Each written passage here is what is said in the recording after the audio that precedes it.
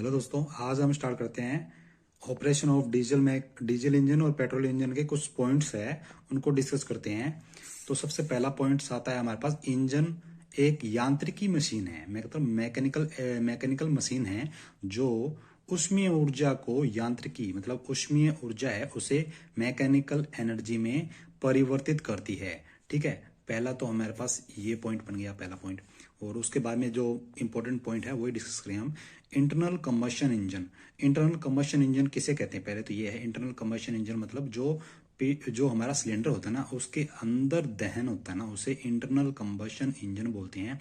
में पिस्टन एक connecting road के माध्यम से, पिस्टन जो होता है ना, पिस्टन वो क्या है कि एक कनेक्टिंग रोड के द्वारा जुड़ा होता है किसके साथ में? Crank soft. क्रैंक साफ्ट क्या करती है? उसके रोटरी रेसिप्रोकेशन मोशन को रोटरी मोशन में चेंज करती है। ठीक है। ओटो चक्र। ओटो चक्र हमने पहले वाले वीडियो में पढ़ा था कि ओटो चक्र क्या होता है कि पेट्रोल इंजन इस सिद्धांत पे कार्य करता है, ओटो चक्र पर। इंजन के सक्शन स्ट्रोक में पिस्टन टीडीसी से बीडीसी की ओर जाता है। मतलब जब सक्शन कब करेगा सक? जब ऊपर कंबशन चेंबर में वैक्यूम क्रिएट हो जाएगी ना, तो ही तो होगा। बाहर से सक करेगा जो, जब तो उसे सक्शन बोलते हैं। टीडीसी से बीडीसी की ओर सडन जाएगा, अचानक जाएगा, तो वहां पे वैक्यूम चेंबर के अंदर वैक्यूम क्रिएट हो जाएगी और बाहर का जो प्रेशर है और अंदर का प्रेशर के डिफरेंस हो जाएगा। हाई प्रेशर से लो प्रेशर की ओर एयर जाती है, तो इसीलिए क्या होता है कि उसमें सक्शन स्ट्रोक, वैक्यूम क्रिएट होती है और उसे सक्शन स्ट्रोक होता है वो। ठीक है। नेक्स्ट नेक्स्ट पॉइंट है हमारा गैस ईंधन मतलब गैस, ये फ्यूल इंटरनल कंबशन इंजन होता है ना। इंटरनल कंबशन इंजन में अगर जब कार्बोरेटर कब लगा होता है? जब पेट्रोल इंजन होगा कार्बोरेटर लगा होगा, और डीजल इंजन होता है उसमें इंजेक्टर फ्यूल हाई प्रेशर पे इंजेक्ट करता है। ठीक है। और ये बोल रहा है कि गैस ये जो फ्यूल होता है वो कब उसमें उपयोग किया जाता है? तो उसमें कौन सा सिस्टम लगा होता है? वेंचुरी सिस्टम लगा होता है, जिसके द्वारा गैस और एयर का मिक्सचर प्रोवाइड किया जाता है इंजन को। फिर आता है कि स्पार्क इंजन में प्रवेश करने वाले ईंधन तथा वायु के मिश्रण की मात्रा कार्बोरेटर द्वारा निर्धारित की जाती है। हमने पिछली क्लास में पढ़ा था ना कि मतलब ऊपर भी पढ़ा था हमने कि जब वो सक्शन स्ट्रोक सक कर रहा है तो उस टाइम क्या होता है कि इनलेट वोल ओपन हो जाता है हमारा। इनलेट वोल ओपन हो जाएगा और जो पीछे से जो एयर और फ्यूल का मिक्सचर है वो इनलेट वोल्व के द्वारा इस कंबशन चेंबर में आ जाएगा। ठीक है। और फिर आता है कि टू स्ट्रोक पेट्रोल इंजन की कार्यकी में प्रथम स्ट्रोक में ईंधन का सक्शन और कंप्रेशन। मतलब आपने पहले भी पढ़ा था कि पहला जो स्ट्रोक होता है ना, टू स्ट्रोक का, उसमें सक्शन होता है प्लस कंप्रेशन होता है। दूसरा स्ट्रोक होगा उसमें पावर स्ट्रोक, या उसे बोलते हैं हीट एडिशन, प्लस में एग्जॉस्ट गैस निकल जाती है। ठीक है। फिर नेक्स्ट आता है हमारे पास ये तो फिर आता है हमारे पास कि डीजल इंजनों में प्रत्यक्ष इंजेक्शन उच्च दाब पर किया जाता है, हाई प्रेशर पर। इन फ्यूल इंजेक्टर लगे होते हैं ना, वो फ्यूल इंजेक्टर कब कैसे करते हैं फ्यूल का इंजेक्ट? कि जो कंप्रेशन स्ट्रोक होता है ना, उसमें कंप्रेस्ड स्ट्रोक होता है, उसमें एयर कंप्रेस्ड हो चुकी है, मतलब कंप्रेशन का जब एंड होता है ना कंप्रेशन का पूरा, तो उसके अंदर वो हाई प्रेशर होता है, फुल प्रेशर होगा, और गैसें जो उसकी एयर है अंदर की वो फुल्ली गर्म होगी 500 डिग्री सेल्सियस पे, इतना इतना पहुंच जाती है। तो और जो उस टाइम क्या है, फ्यूल इंजेक्टर हाई प्रेशर पर फ्यूल इंजेक्ट करता है और इतनी गर्म गैस होती है तो इसके अंदर मिक्सचर हो जाता है उनका, एयर प्लस जो फ्यूल है डीजल का मिक्सअप हो जाते हैं, और इतनी एयर गर्म होती है वो सेल्फ इग्निशन हो जाता है उनमें, सेल्फ इग्निशन डीजल इंजन में। ठीक है। नेक्स्ट हमारा पॉइंट हम देखते हैं, नेक्स्ट पॉइंट कौन सा है कि प्रत्यक्ष इंजेक्शन विधि द्वारा डीजल इंजन में पिस्टन की सहायता से फ्यूल इंजेक्टर लगा होता है। ठीक है।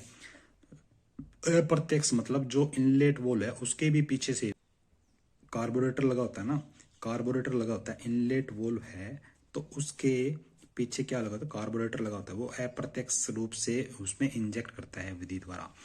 फिर आता है हमारे पास कि इंजन में प्रयुक्त किए जाने वाले सिलेंडर के व्यास को बोर कहते हैं। जो इंजन का जो सिलेंडर है ना, पूरा जो डिजाइन होता है उसका, ठीक है, तो उसके अंदर जो पिस्टन होगा, पिस्टन का जो व्यास होगा ना, वही सिलेंडर का बोर होगा।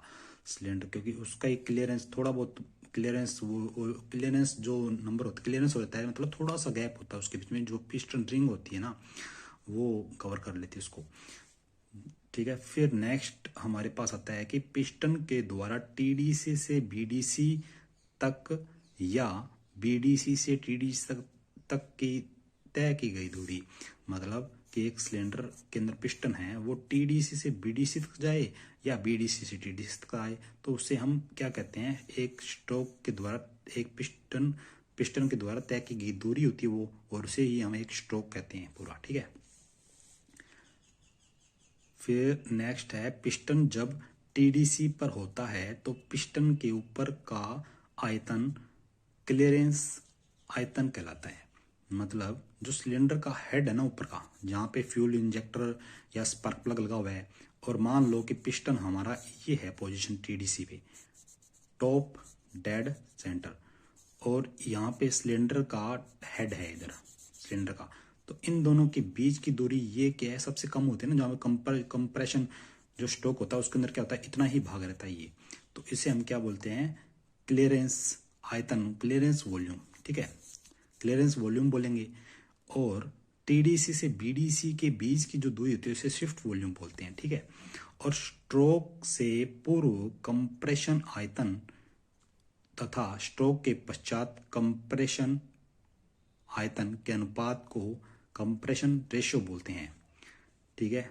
कंप्रेशन मतलब swept V S plus V C, ये क्या है, swept volume plus compression, compression volume divide by compression volume, तो ये क्या, कंप्रेशन रेशियो आ गया हमारा, ठीक है।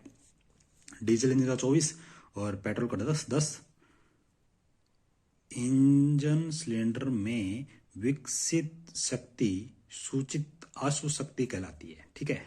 हॉर्स मतलब जो, मान लो कितना होता है एचपी, हॉर्स पावर, अश्व शक्ति 746 वोट के बराबर होती है। ये इंपॉर्टेंट चीज है, मैकेनिकल के एनर्जी के अंदर 745 पॉइंट समथिंग बोलते हैं इसको, ठीक है। हॉर्स पावर, एक हॉर्स पावर में इतनी एनर्जी होती है, ठीक है, 746 वोट।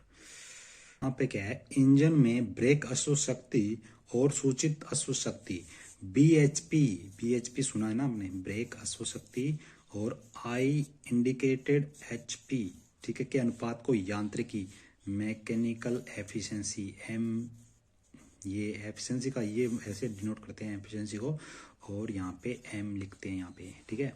अब देखो कि बीएचपी का फॉर्मूला क्या होता है, BHP equal 2 pi N T divide by 4500, ठीक है।